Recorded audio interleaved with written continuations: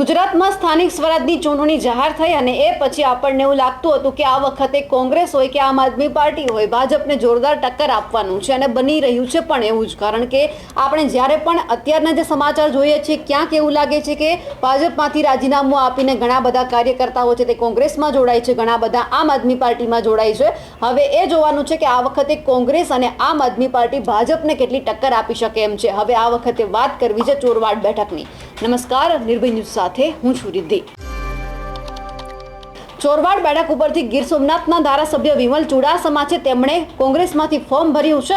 ભાજપને જોરદાર ટક્કર આપવા માટે આ વખતે તેઓ મેદાનમાં ઉતર્યા છે, પણ સવાલ એ છે કે ધારાસભ્ય થઈ અને પોતે જ્યારે નગરપાલિકા માટે ફોર્મ ભર્યું છે તો આ વખતે તેઓ કેટલા કામયાબ થવાના છે, લોકો ફરી એક વખત એમના ઉપર પ્રેમ વરસાવવાના છે કે નહીં તે પણ સવાલ છે। અને હવે એ જોવાનું છે કે આમની સામે ભાજપ કેવી ટક્કર આપે છે। આપણે અવારનવાર જોયું છે કે વિમલ ચુડાસમા છે તે અવારનવાર અનેક મુદ્દા ઉઠાવતા આવ્યા છે, પછી કલેક્ટરને બાંધમાં લેવાના હોય કે પછી કોઈ પણ ધારાસભ્ય સામે પંગો લેવાનો હોય। એટલે હવે જ્યારે સ્થાનિક સ્વરાજની ચૂંટણી નજીક છે અને એ જ દરમિયાન ચોરવાડ બેઠક ઉપરથી આજે જ્યારે ફોર્મ ભરવાનો અંતિમ દિવસ હતો અને ફોર્મ ભરાઈ ચૂક્યું છે, હવે જોવાનું છે કે કોંગ્રેસની અને ખાસ કરીને વિમલ ચુડાસમાની આ વખતની રણનીતિ કેવી રહેવાની છે। જે રીતે જૂનાગઢની જો વાત કરીએ તો જૂનાગઢના માંગરોળમાં ભાજપમાંથી લગભગ 100 થી 150 જેટલા કાર્યકર્તાઓ છે તેમણે ભાજપનો હાથ છોડી અને પછી તેઓ આમ આદમી પાર્ટીમાં જોડાઈ ગયા। એવું જ કંઈક વડોદરાના કરજણમાં પણ બન્યું કે ભાજપમાંથી લગભગ કેટલા બધા કાર્યકર્તાઓ એવા છે કે જે આમ આદમી પાર્ટીમાં જોડાઈ ગયા। હવે એ જોવાનું છે। સૌથી પહેલા ભંગાણ છે તે જૂનાગઢમાંથી શરૂ થયું હતું ભાજપ માટે ખતરારૂપ એટલા માટે કારણ કે ભાજપના 100 થી વધારે કાર્યકર્તાઓ છે તે કોંગ્રેસમાં જોડાઈ ગયા હતા વિમલ ચુડાસમાના કહેવા ઉપર। એટલે હવે જ્યારે ચોરવાડ બેઠક ઉપરથી વિમલ ચુડાસમાએ ફોર્મ ભરી દીધું છે એટલે જોરદારની ટક્કર તો રહેવાની જ છે। ભાજપ માટે આ વખતે કપરા ચઢાણ એટલા માટે છે કારણ કે ઘણા બધા કાર્યકર્તાઓ છે તે ભાજપ છોડી અને અલગ અલગ પક્ષ સાથે જોડાતા જાય છે।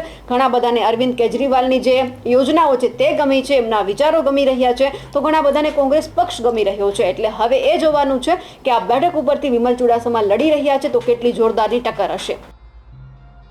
આજે ચોરવાડ નગરપાલિકાની ચૂંટણી જાહેર થઈ છે। આજે ફોર્મ ભરવાનો છેલ્લો દિવસ છે, ત્યારે ચોરવાડની પ્રજા અને વોર્ડ નંબર 3માંથી મને 4 ટર્મ સુધી જીતાડી અને વિજય બનાવ્યો છે। આ 5મી વાર હું ચોરવાડ નગરપાલિકાના સદસ્ય તરીકે ફોર્મ ભરવા માટે આવ્યો છું।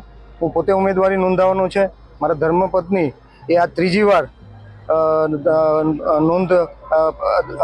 વાર એ પોતે પણ ફોર્મ ભરવાના છે અને મારી સાથે અમે બંને થઈને 24 ઉમેદવાર આજે ફોર્મ ભરવાના છે અને ફોર્મ અમે ભરી દીધું છે અને અમને જનતા ચોરવાડની પ્રજા ઉપર 100% વિશ્વાસ છે। કારણ કે આજે જે અમે ફોર્મ ભરવા માટે આવ્યા તો સામાન્ય એક ફોનથી જ લોકો આટલી મોટી સંખ્યામાં મારી સાથે ફોર્મ ભરવામાં જોડાઈ ગયા છે। એટલે આજનું જે ફોર્મ ભરવાનું જે પદયાત્રા હતી એ વિજય પદયાત્રા હતી, કારણ કે આટલી મોટી સંખ્યામાં ક્યારેય પબ્લિક આવતી નથી પણ ફોર્મ ભરવા માટે। કારણ કે અમે આટલા વર્ષોથી 10 વર્ષથી નગરપાલિકાના પ્રમુખ તરીકે સેવા આપી છે, ત્યારે ખૂબ જ લોકોના વિકાસના કામ કર્યા છે અને વિકાસના કામ કરવાના કારણે લોકોએ પહેલી વાર અમને 12 સીટ આપી હતી અને બીજી વાર સંપૂર્ણ રીતે 17 સીટથી વિજય બનાવ્યા હતા।